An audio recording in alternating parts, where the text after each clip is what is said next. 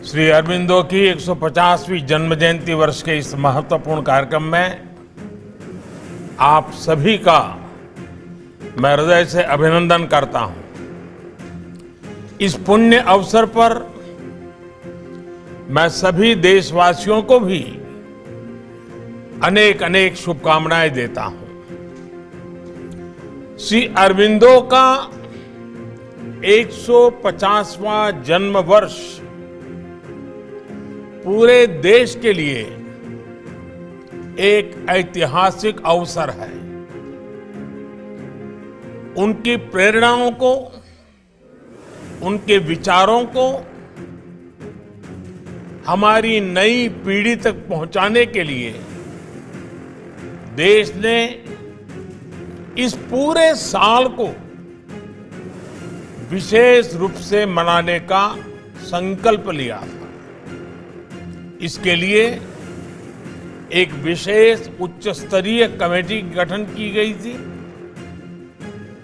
संस्कृति मंत्रालय के नेतृत्व में तमाम अलग अलग कार्यक्रम भी हो रहे हैं। इसी क्रम में पुडुचेरी की धरती पर,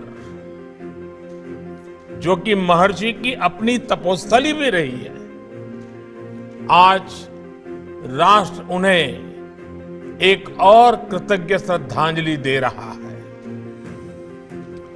आज श्री अरबिंदो के ऊपर एक स्मृति कॉइन और पोस्टल स्टैम्प भी रिलीज किया गया है।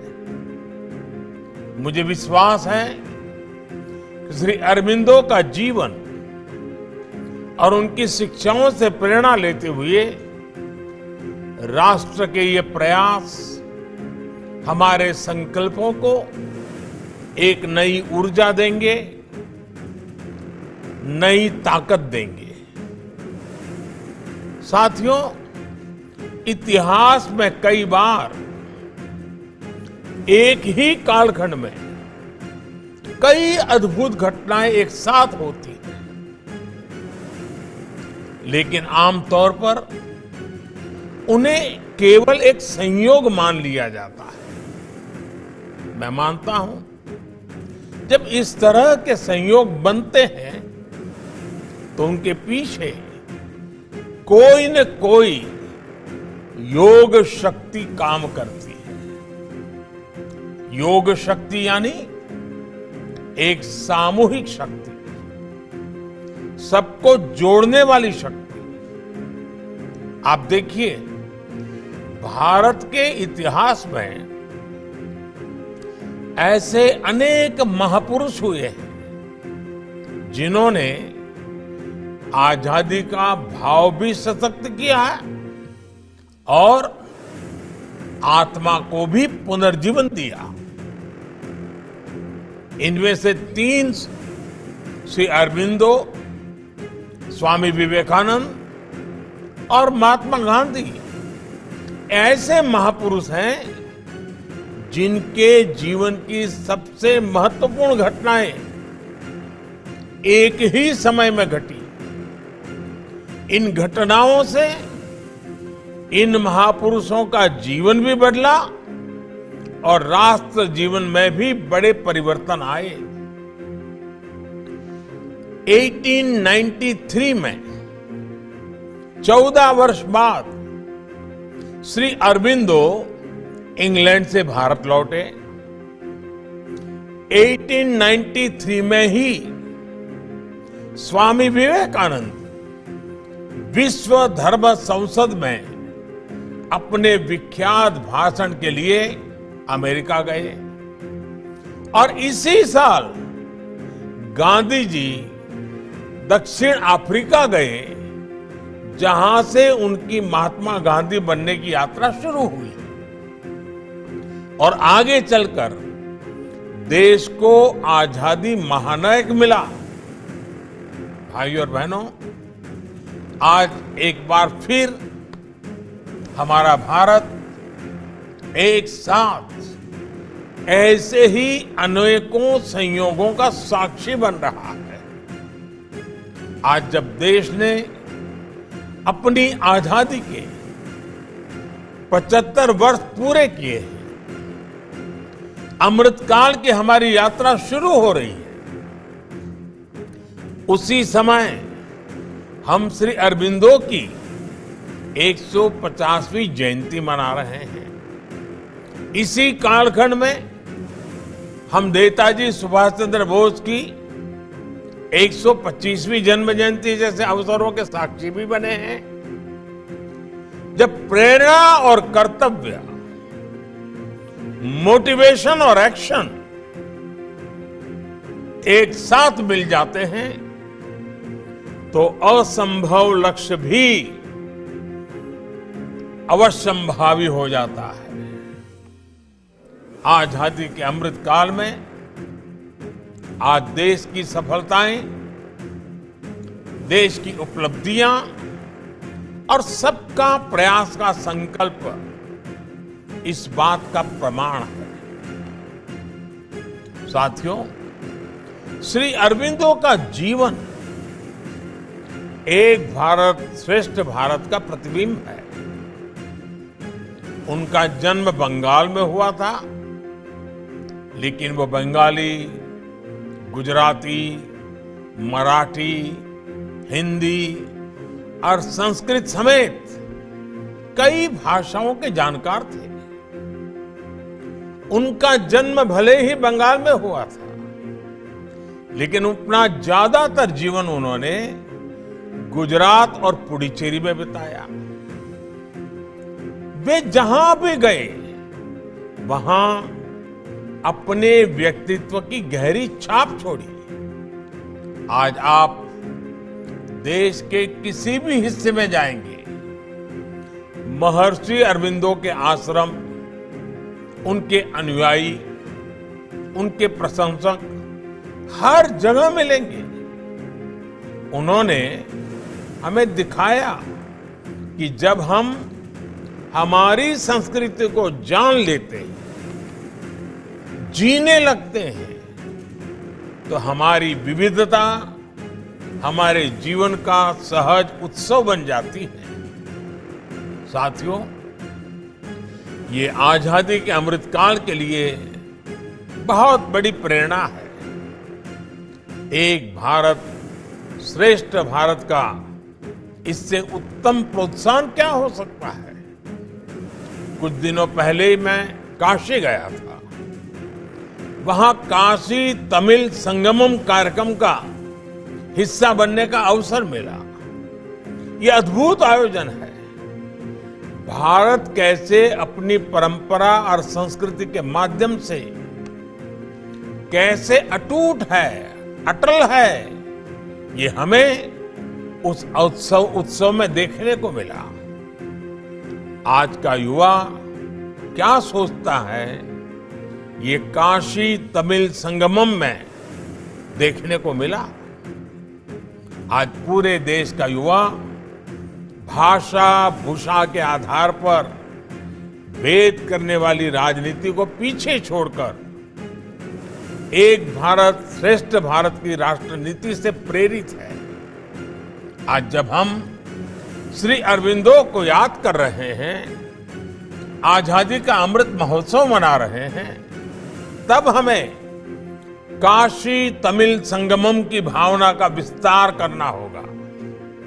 साथियों, महर्षि अरबिंदो के जीवन को अगर हम करीब से देखेंगे तो उसमें हमें भारत की आत्मा और भारत की विकास यात्रा के मौलिक दर्शन होते हैं। अरबिंदो ऐसे व्यक्तित्व थे जिनके जीवन में आधुनिक शोध भी था,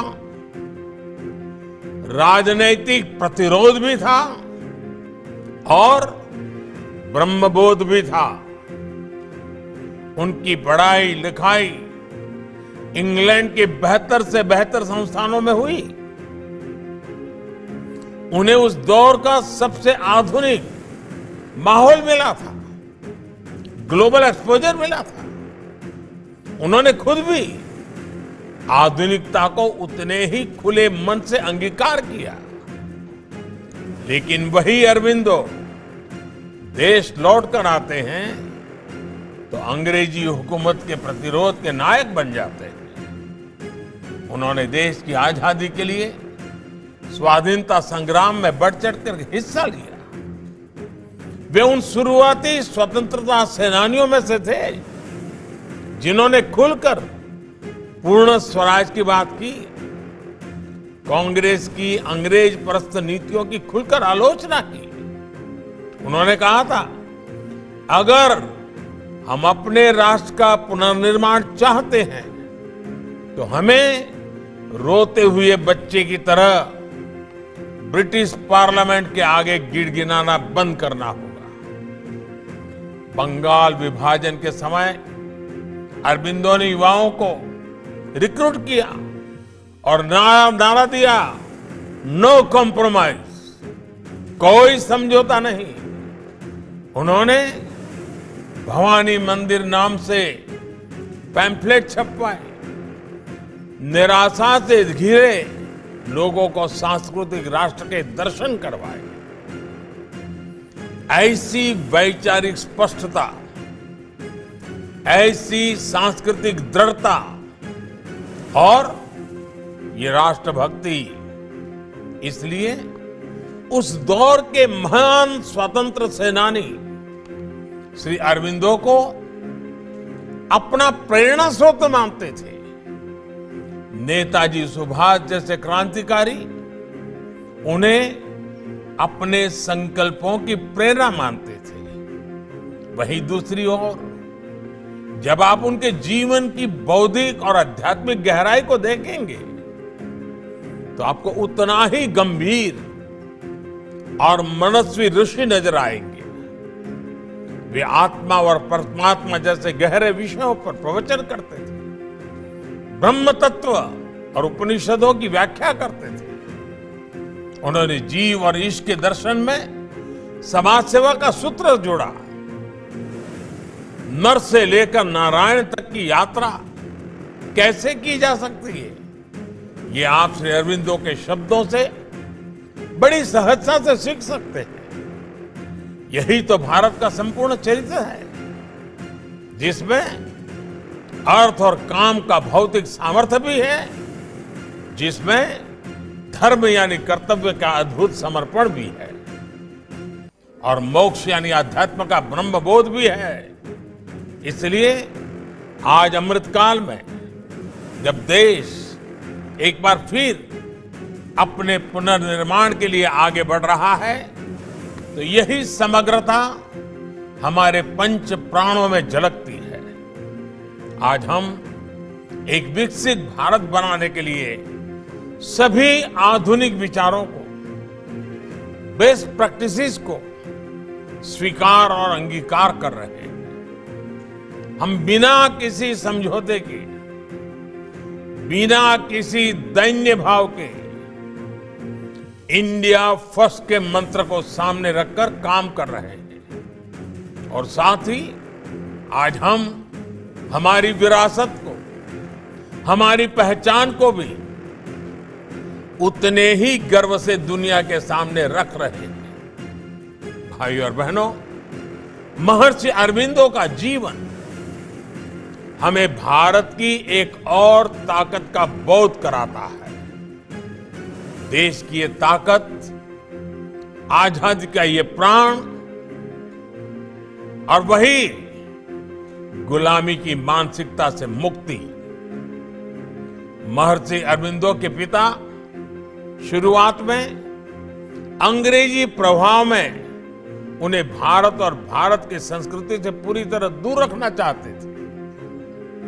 वे भारत से हजारों मील दूर अंग्रेजी माहौल में देश से पूरी तरह से कटे रहे। लेकिन जब वो भारत लौटे,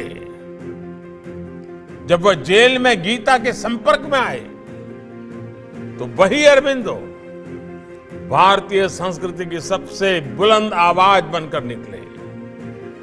उन्होंने शास्त्रों का अध्ययन किया, रामायण, महाभारत और उपनिषदों से लेकर कालिदास, भवभूति और भर्तृहरि तक के ग्रंथों को ट्रांसलेट किया। जिन अरबिंदो को खुद युवावस्था में भारतीयता से दूर रखा गया था, लोग अब उनके विचारों में भारत को देखने लगे। यही भारत और भारतीयता की असली ताकत है। उसे कोई कितना भी मिटाने की कोशिश क्यों न कर ले, उसे हमारे भीतर से निकालने की कोशिश क्यों न कर सके। भारत अमर बीज है, जो विपरीत से विपरीत परिस्थितियों में थोड़ा दब सकता है, थोड़ा मुरझा सकता है, लेकिन वो मर नहीं सकता।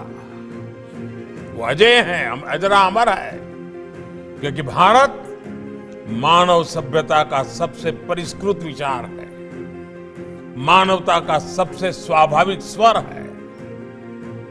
ये महर्षि अरविंदो के समय में भी अमर था और ये आज भी आजादी के अमृत काल में भी अमर है। आज भारत का युवा अपने सांस्कृतिक स्वाभिमान के साथ भारत की जयघोष कर रहा है। दुनिया में आज भीषण चुनौतियां हैं। इन चुनौतियों में समाधान में भारत की भूमिका महत्वपूर्ण है। इसलिए महर्षि अरविंदो से प्रेरणा लेकर हमें खुद को तैयार करना है। सबका प्रयास से विकसित भारत का निर्माण करना है। एक बार फिर महर्षि अरविंदो को नमन करते हुए आप सभी का हृदय से बहुत बहुत धन्यवाद।